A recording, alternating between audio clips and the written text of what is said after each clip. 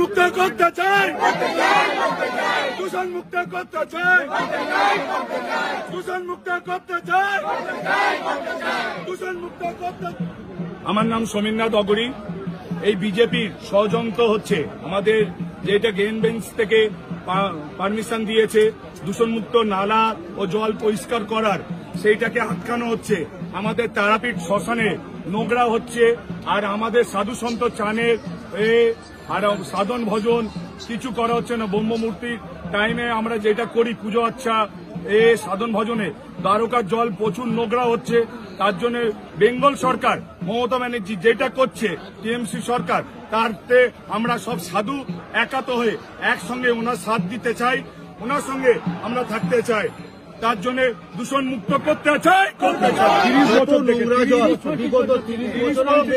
আমাদের জন্মের আগে জল এই নদী দিয়ে, এই ড্রেন দিয়ে গিয়ে নদীতে পড়ছে, যার মধ্যে প্রচুর নোংরা।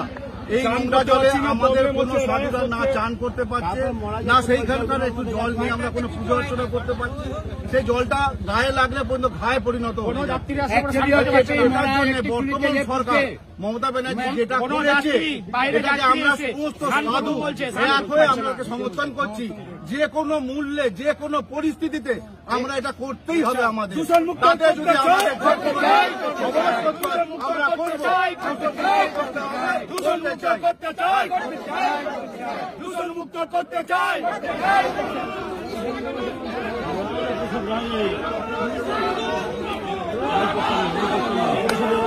বিরোধ করছে আমাদের